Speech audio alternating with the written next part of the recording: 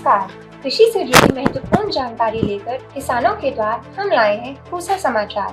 पूसा समाचार के इस अंक में मैं डॉक्टर बिंद्री अरोड़ा, वैज्ञानिक खाद्य विज्ञान एवं फसलोत्तर प्रौद्योगिकी, एवं मैं डॉक्टर गिरिजीत सिंह मेहरा, वैज्ञानिक कृषि प्रसार। पूसा समाचार के इस खास अंक में पूसा संस्थान की ओर से आप सभी दर्शकों का हार्दिक स्वागत एवं अभिनंदन करते हैं। आज हम दर्शकों को धान में नर्सरी प्रबंधन, फूल गोभी में महत्वपूर्ण समसामयिक कृषि कार्यों तथा मिर्च में रोग प्रबंधन की तकनीकी जानकारी देंगे। पूसा समाचार के माध्यम से विभिन्न प्रदेशों से कई किसान भाई लगातार अपनी समस्याएं, अपने सुझाव हमारे व्हाट्सएप नंबर 9560297502 पर भेज रहे हैं, जिसका समाधान हम पूसा व्हाट्सएप सलाह सेगमेंट में आपसे साझा करेंगे। और इस अंक के अंत में मौसम खबर।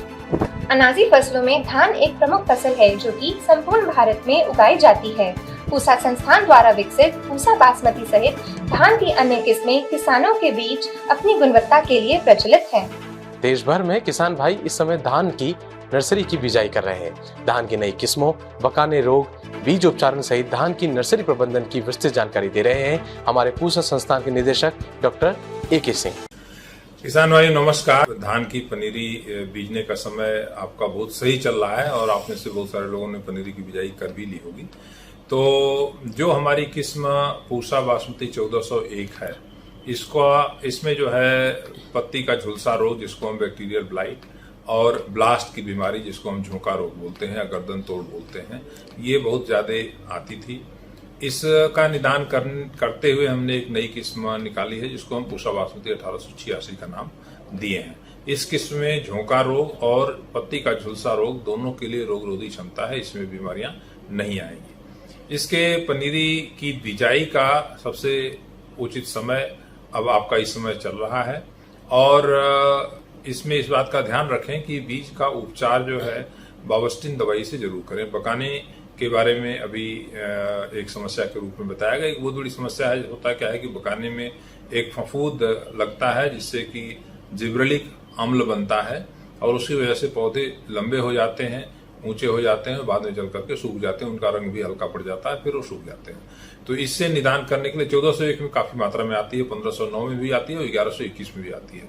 सभी किस्मों में, विशेष करके 1401 में, और इसका सुधरा हुआ रूप जो 1886 है उसमें भी बकाने की संभावना हो सकती है, क्योंकि बकाने के लिए रोग रोधी क्षमता नहीं इसके लिए। तो 2 ग्राम प्रति किलोग्राम बीज की दर से बावस्टिन को ले लीजिए और उसको, जैसे मान लीजिए 6 किलो आपका बीज है तो 10 से 12 ग्राम बावस्टिन, और उसको 10 लीटर पानी में घोल करके बीज को डुबो करके 24 घंटे रखिए। 1 ग्राम इसमें स्टेट्रोसाइक्लिन भी डाल दीजिए। स्टेट्रोसाइक्लिन की 1401 का जो सुधरा रूप है 1886, उसमें जरूरत नहीं पड़ेगी क्योंकि इसमें हमने पत्ती के झुलसा रोग के लिए रोग रोधी क्षमता डाली है। अगर 1401 लगा रहे हैं तो स्टेट्रोसाइक्लिन भी जरूर डालिए आप। अब इसमें बीज को 24 घंटे आप डुबो करके रखिए। इसके बाद जब बीज अंकुरित निकाल करके बाहर और छाए में उसको जो है बोरी बिछा करके, गीली बोरी, उसके ऊपर रख दीजिए बीज को। फिर उसको गीली बोरी से ढक दीजिए और दिन में 3 बार 4 बार पानी उसके ऊपर छिड़किए। जब बीज अंकुरण हो जाता है उसके अंदर तो उसको बिजाई के लिए आप प्रयोग करते हैं। दूसरा बकाने से उपचार के लिए ये भी है कि पौध उखाड़ने के बाद अगर संभव हो सके तो बावस्टिन का घोल बना लीजिए उसी मात्रा में, और उस घोल में कोई बड़ा सा गड्ढा जिसमें पॉलिथीन डाल करके पानी भर लीजिए और उसमें उखाड़ी हुई पनीरी को अगर रख दें तो जड़ों के अंदर जो है दवा चली जाएगी। उससे फिर इसका प्रकोप जो है बिल्कुल नहीं होगा। या दूसरा आसान तरीका ये है, कुछ किसान भाई जो अनुभव के आधार पर बता रहे हैं कि बावस्टिन को आप जो है पनीरी उखाड़ने के 3 या 4 दिन पहले बावस्टिन को खेत में गीले बालू में मिला करके हल्का सा और उसमें छिड़काव कर दीजिए, उसके बाद पानी लगा दीजिए। तो इससे जो है इसका काफी अच्छा नियंत्रण हो जाता है। तो ये तो बात रही बीमारी के नियंत्रण की। अब रही खाद की बात, तो जो 1401 की सुधरी हुई किस्म 1886, इसमें नाइट्रोजन की मात्रा करीब आप 1.5 से लेकर के 2 बैग यूरिया 1 एकड़ में। और किसान भाई ये निश्चित रूप से ध्यान रखें कि पोटास जो है वो पौधे के स्वास्थ्य के लिए बहुत जरूरी होता है। इससे दाना बहुत अच्छा भरता है और जो पहिया निकलता है धान में उसकी मात्रा बहुत कम होती है, दाने में चमक आती है। तो करीब 30 किलोग्राम के आसपास म्यूरेट ऑफ पोटास प्रति एकड़ की दर से आप जरूर डालें। जहां तक रही बात फास्फोरस की, डायमोनियम फास्फेट की, तो वो मिट्टी की जांच के आधार पे अगर आपकी मिट्टी में इसकी आवश्यकता नहीं तो डालने की जरूरत नहीं है। जिंक सल्फेट भी आप डालिए, वो आमतौर पे आप डालते होंगे। कम से कम एक फसल जो है धान की या गेहूं की उसके अंदर प्रयोग करेंगे तो इसका भी जो कमी के लक्षण है वो बिल्कुल नहीं आएंगे। तो अब इस समय अगर आप पनीरी इसकी बिजाई कर देते हैं और तो करीब करीब आप मान के चलिए कि 25 दिन की जब पनीरी हो जाएगी तो रोपाई के लिए उपयुक्त होगी, उसमें फिर इसकी रोपाई आप करें। और मुझे उम्मीद है कि आप लोग जो है 1886 की बढ़िया खेती करेंगे और इसके परिणाम अच्छे आएंगे। इससे विशेष रूप से हमारा जो यूरोपियन यूनियन में चावल का निर्यात बासमती का होता है, जिसमें कई बार जो रसायनों के अवशेष आने के कारण हमारी खेप वहां से वापस हो रही थी, वो नहीं होगी और किसानों को अच्छा दाम मिलेगा। वैसे तो जैसे अगर आप इसकी पनीरी डालने के लिए इसकी अवधि जो है ज्यादा है, करीब करीब 155 दिन के आसपास का समय लग जाता है, 1401 में भी 1886 में भी। तो इसको मई के अंत में यानी कि 25 मई के आसपास इसकी बिजाई अगर आप कर दें पनीरी की, और 10 जून तक तो जरूर कर लें। 10 से लेट करने पे फिर इसमें जो है आपको देर हो जाएगी। 10 जून तक इसकी बिजाई कर लें और 10 जून को अगर बिजाई करते हैं तो करीब करीब 5 जुलाई के आसपास इसकी रोपाई आप कर देंगे। 25 दिन की पनीरी होगी तो उसकी रोपाई करने से अच्छे परिणाम आते हैं। 1401 जो किसान भाई बताते हैं उसके हिसाब से इसकी झाड़ जो है काफी अच्छी आती है। कई बार 28 से लेकर के 30 क्विंटल 1 एकड़ में करीब करीब पैदावार निकल जाती है और इसके बराबर ही पैदावार 1886 की भी आएगी। 1509 का सुधरा हुआ रूप जो 1847 है वो भी करीब 125 दिन के अंदर पककर तैयार हो जाता है। और हमारी ये संस्कृति रहती है कि जो कम अवधि में पककर तैयार होने वाली किस्में हैं उनकी बिजाई थोड़ी देर से करें आप। इसकी पौध अगर आप 20 जून के आसपास बिजाई करते हैं तो बहुत अच्छे परिणाम इसके मिलते हैं। 1692, 1847 और 1509 ये तीनों किस्में करीब करीब 115 से लेके 125 दिन की हैं। और इनके अंदर ये एक बात विशेष रूप से ध्यान रखने की है कि जो रोपाई के लिए पनीरी है वो 25 दिन से ज्यादा उम्र नहीं होनी चाहिए। अगर 25 दिन से ज्यादा उम्र हुई तो पैदावार में जो है बहुत कमी आना शुरू हो जाती है। तो इसको 20 से 25 दिन की पनीरी हो, स्वस्थ पनीरी हो, उसकी रोपाई कर दीजिए, बहुत अच्छे परिणाम आएंगे। रोपाई के एक तो 10 से 12 दिन बाद जब एक बार पौध खड़ी हो जाए, हरी हो जाए, उसमें यूरिया की आधी मात्रा दे दें। और इसके बाद दूसरा जो है करीब 25 या 30 दिन के आसपास रोपाई के बाद जब उसमें कल्ले फूटने लगते हैं उसमें दूसरी मात्रा इसकी दे दें। सब्जियों में फूल गोभी एक प्रमुख फसल है जो कि साल भर उगाई एवं खाई जाती है। सब्जी, सूप एवं अचार के रूप में इसका घरेलू उपयोग हम सब करते ही हैं। साथ ही साथ ये किसानों की आय का एक मुख्य स्रोत भी है। फूल गोभी की अगेती फसल हेतु इस समय नर्सरी में किए जाने वाले महत्वपूर्ण समसामयिक कृषि कार्यों की विस्तृत जानकारी दे रहे हैं हमारे पूसा संस्थान के विशेषज्ञ डॉक्टर श्रवण सिंह। भारत में फूल गोभी एक महत्वपूर्ण फसल है और इसका एक मुख्य समूह है अगेती फूल गोभी। इसकी बुआई आजकल जून जुलाई के महीने में की जाती है और ये तैयार होती है सितंबर, अक्टूबर और मध्य नवंबर तक। इसके लिए उत्तम किस्में हैं पूसा मेघना जो सितंबर अंत से मध्य अक्टूबर तक तैयार होती है। उसके बाद है पूसा अश्विनी, पूसा कार्तिकी, ये दोनों अक्टूबर के अंतिम सप्ताहों में तैयार होती हैं। और एक संकर किस्म है पूसा कार्तिक शंकर जो कि मध्य अक्टूबर से मध्य नवंबर तक अलग अलग समय में तैयार हो सकती है बुआई के हिसाब से। ये 4 मुख्य किस्में हैं जो पूसा संस्थान की हैं। अगेती फूल गोभी की उत्पादन के लिए पौध तैयारी एक महत्वपूर्ण आयाम है और इसके लिए जगह का चुनाव विशेष रूप से करना चाहिए। इसके लिए ध्यान रखें कि एक तो जल भराव वाली स्थिति की जगह नहीं हो, दूसरी ऐसी कोई जगह ना लें जिसमें कोई कीड़े या दीमक की समस्या हो। ऐसी जगह का चुनाव करने के बाद में उस भूमि का उपचार करना अनिवार्य है और इसके लिए 0.3% कैप्टान का घोल बना करके उस जगह को ड्रेंचिंग कर दें। और जो जैविक खेती करते हैं वो लगभग 100 किलो सड़ी हुई गोबर की खाद में 1 किलो ट्राइकोडर्मा मिला करके 7-8 दिन रखें और फिर उसके बाद उस जगह में मिला करके उसकी अच्छे से जुताई कर लें। जुताई के बाद में लगभग 3 से 5 मीटर लंबी और 45 सेंटीमीटर से लेकर के 1 मीटर चौड़ी बेड बनाएं जो कि 15 सेंटीमीटर से 20 सेंटीमीटर उठी हुई होनी चाहिए। और उसके 2 बेड के बीच में लगभग 1 फीट का फासला रखें जिससे निराई गुड़ाई करने में या फिर जल निकासी में समय आसानी रहे। साथ ही साथ बीज उपचार करना अनिवार्य है। इसके लिए 2 ग्राम बाविस्टिन प्रति किलो बीज की दर से उपचारित करें। अब 1 हेक्टेयर के लिए अगेती फूल गोभी में यदि हमें बीज की मात्रा देखें तो 600 ग्राम से 750 ग्राम बीज की आवश्यकता होती है। बीज उपचारित करने के बाद में बेड के ऊपर बुआई के लिए तैयारी करें बेड को। उसके लिए लगभग 5 से 7 सेंटीमीटर की दूरी पर 1 से 1.5 इंची गहरी लाइनें बनाएं, पंक्तियां बनाएं। उन लाइनों के अंदर बुआई करें और लगभग ध्यान रखें कि ज़्यादा घना भी बीज न डालें, नहीं तो घना बीज डालने से पौधे अच्छे नहीं बनते हैं। तो 1 हेक्टेयर क्षेत्रफल के लिए लगभग 35 से 40 बेड पर्याप्त होती हैं। जैसे पंक्तियों में बीज डाल दिया, उसके बाद में एक बात का ध्यान रखें कि सड़ी हुई गोबर की खाद और 2 ग्राम बाविस्टिन प्रति किलो गोबर की खाद के हिसाब से एक मिक्सचर बना करके उन पंक्तियों को ढकें और उसके ऊपर सूखी घास जरूर डालें। सूखी घास डालने के बाद में उस पर पानी डालें सुबह शाम, और 3-4 दिन बाद में लगभग जर्मिनेशन आ जाता है। उस टाइम धीरे धीरे सायंकाल के समय सूखी घास को हटाएं और 2 ग्राम बाविस्टिन प्रति लीटर के हिसाब से घोल बना करके छिड़काव करें। के बाद में जब हर सुबह शाम लगभग 7-8 दिन तक सुबह शाम जरूर सिंचाई करें और 7-8 दिन बाद में एक बार हल्की गुड़ाई करें पंक्तियों के अंदर, तो उससे घास भी निकलेगा और साथ में अच्छा हवा का जो एरेशन होता है उससे पौध अच्छी बनती है। इसके बाद में जब थोड़ा सा समय और हो जाता है तो ध्यान रखें कि कुछ बीमारियां आने लग जाती हैं। उसमें सबसे महत्वपूर्ण है डैम्पिंग ऑफ, जिसको हम आर्द्रगलन भी कहते हैं। इसमें क्या होता है कि पौधा ऊपर से तो ठीक दिखते हैं पत्तियां, लेकिन सतह के पास से लुढ़क जाता है, गल करके लुढ़क जाता है। तुरंत कैप्टान 2 ग्राम प्रति लीटर के हिसाब से या फिर बाविस्टिन 2 ग्राम प्रति लीटर के हिसाब से इसको ड्रेंचिंग करें। एक कीड़ा आता है जिसको हम बरगड़ा भी कहते हैं या पेंटेड बैग कहते हैं, जिसके ऊपर धब्बे रहते हैं।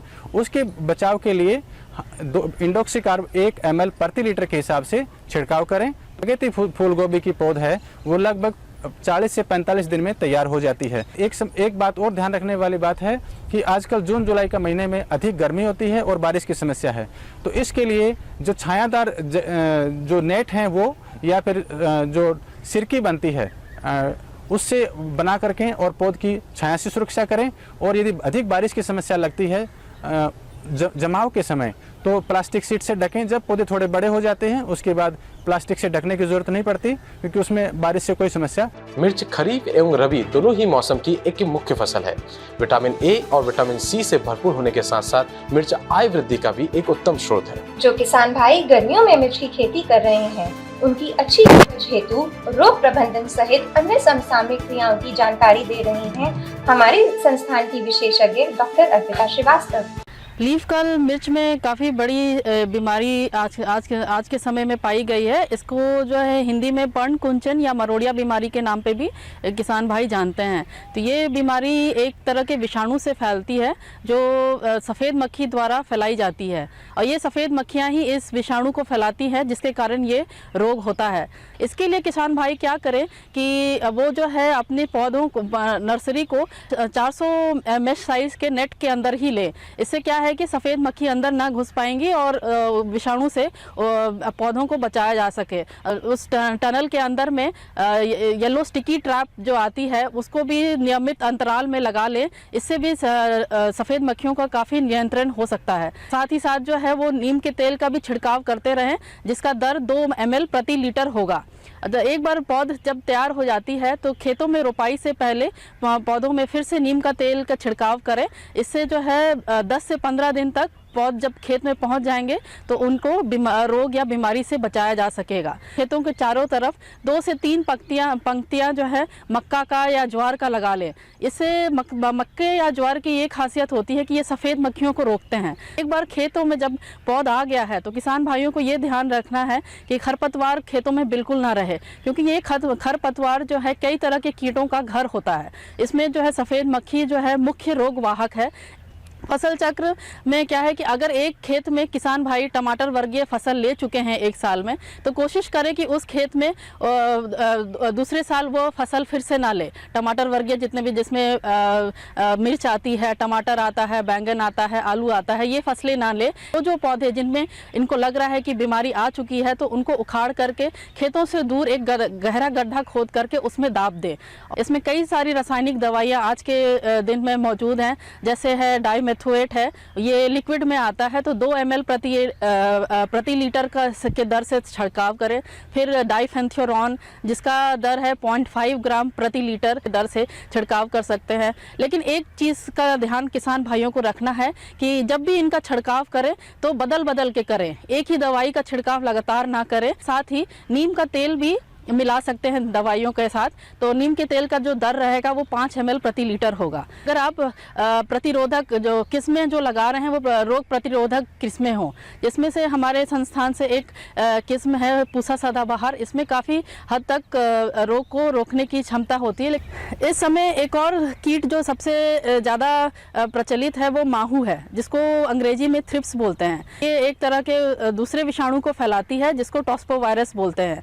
तो इसमें भी जो है पत्तियों में कड़ापन आना, पत्तियां मुड़ना, ये सब बीमारियां देखी जा सकती हैं। तो इनका इसके बचाव के लिए अलग अलग तरीके की रासायनिक दवाइयां हैं, जिसमें से डाइमेथोएट आती है। तो सफ़ेद मक्खियों के लिए जो भी बचाव हमने बताया है वही सेम पद्धति आपको माहू के बचाव के लिए भी करना है, बस दवाइयाँ थोड़ी सी बदल जाती हैं। जिसमें से अलिका नाम की जो दवाई है वो आप इस्तेमाल करें। इसका दर जो है लगभग 1 ml प्रति लीटर रहेगा, उसका छिड़काव करके इस कीट से आप बचाव कर सकते हैं। पूसा समाचार में अब समय है पूसा व्हाट्सएप सलाह सेगमेंट का, जिसमें हम आपकी खेती किसानी से जुड़ी समस्याओं का समाधान बताएंगे। प्रेमराज सिंह जी ने अमरूद की कलियों व शाखाओं पर सफेद कीट की समस्या बताई है। आपकी फसल में मीलीबग कीट का प्रकोप हुआ है। इसके नियंत्रण हेतु कार्बोसल्फान, जो कि मार्केट में मार्शल नाम से भी मिलता है, कि 300 मिलीलीटर मात्रा को 200 लीटर पानी में घोल बनाकर 1 एकड़ में छिड़काव करें। हरनेक सिंह तांबेर जी ने बैगन के फलों में कीट की समस्या बताई है। आपकी फसल में फल एवं प्ररोह बेधक का प्रकोप हुआ है। सर्वप्रथम ग्रसित फलों को खेत से तुरंत हटा दें। इसके नियंत्रण हेतु स्पाइनोसाइट की 80 मिलीलीटर मात्रा को 200 लीटर पानी में घोल बनाकर 1 एकड़ में छिड़काव करें। आवश्यक होने पर 30 दिनों के पश्चात पुनः एक बार छिड़काव फिर करें। जयपुर से बाबूलाल मीना जी ने पपीते के पत्तियों के मुड़ने की समस्या बताई है। आपकी फसल में विषाणु का प्रकोप हुआ है। इसके समाधान हेतु फेनोफिक्स की 60 से 70 मिलीलीटर की मात्रा को 200 लीटर पानी में घोलकर 1 एकड़ में छिड़काव करें। गांधीनगर गुजरात से रजत चौधरी जी ने आम के पत्तियों में गांठ गुच्छे होने की समस्या बताई है। आपकी फसल में मैंगो मालफॉर्मेशन का प्रकोप हुआ है। सर्वप्रथम ग्रसित शाखाओं को प्रूनिंग कर खेत से हटा दें। रासायनिक नियंत्रण हेतु कार्बेंडाजिम की 400 ग्राम मात्रा को 200 लीटर पानी में घोलकर 1 एकड़ में छिड़काव करें। आइए सुनते हैं आने वाले सप्ताह में कैसा रहेगा देश भर में मौसम का हाल। मौसम खबर में भारत मौसम विज्ञान विभाग द्वारा दिए गए मौसम पूर्वानुमान के अनुसार अगले 3 दिनों के दौरान अरुणाचल प्रदेश, असम, मेघालय और उप हिमालयी पश्चिम बंगाल, सिक्किम, कोकण और गोवा में भारी से बहुत भारी वर्षा होने की संभावना है। साथ ही बिहार, झारखंड, उड़ीसा, मध्य प्रदेश, विदर्भ, छत्तीसगढ़ और गांगेय पश्चिम बंगाल में गरज, चमक और तेज हवाओं के साथ कुछ कुछ स्थानों पर बारिश हो सकती है। पूर्वी मध्य अरब सागर और दक्षिण पश्चिम अरब सागर के ऊपर हवा की गति 40 से 60 किलोमीटर प्रति घंटे की संभावना को देखते हुए मछुआरों को सलाह दी जाती है कि वे इन क्षेत्रों में उद्यम न करें। 11 और 12 जून को केरल, माहे, असम और मेघालय में तथा 11 से 14 जून के दौरान तमिलनाडु और तटीय कर्नाटक में कुछ कुछ स्थानों पर भारी वर्षा होने की संभावना है। इसके अलावा 12 से 14 जून के दौरान नागालैंड, मणिपुर, मिजोरम और त्रिपुरा में भारी वर्षा होने की आशंका है। 15 से 17 जून के दौरान उप हिमालयी पश्चिम बंगाल, सिक्किम और पूर्वोत्तर भारत में कुछ कुछ स्थानों पर भारी से बहुत भारी वर्षा हो सकती है। भारत के पश्चिमी तट, प्रायद्वीपीय भारत, मध्य और पूर्वी भारत, पश्चिमी हिमालयी क्षेत्र और उत्तर पश्चिम भारत के आसपास के मैदानी इलाकों में कुछ कुछ स्थानों पर वर्षा होने की प्रिय किसान भाइयों, बहनों एवं दर्शकों, आशा करते हैं पूसा समाचार का यह खास अंक भी आपकी खेती किसानी से जुड़ी समस्याओं के समाधान में जरूर सहायक सिद्ध होगा। आप सभी दर्शकों से निवेदन है कि ज्यादा से ज्यादा संख्या में हमारे संस्थान के चैनल को सब्सक्राइब करें और पूसा समाचार के हर अंक का लाभ उठाएं। साथ ही साथ हमारे फेसबुक पेज और ट्विटर हैंडल को भी जरूर फॉलो करें। कृषि से जुड़ी समस्याएं या अधिक जानकारी हेतु हमें दिए गए नंबर पर व्हाट्सएप करें। अपना नाम एवं पता अवश्य लिखें। आपके सुझावों और प्रतिक्रियाओं का हमें हमेशा इंतजार रहता है। कृषि की दिशा में यदि लाने हो नव विचार तो देखते रहिए हमारा साप्ताहिक कार्यक्रम पूसा समाचार। कुछ नए विषयों पर नई जानकारी लेकर हम फिर प्रस्तुत होंगे अगले शनिवार। तब तक के लिए दीजिए इजाजत। नमस्कार।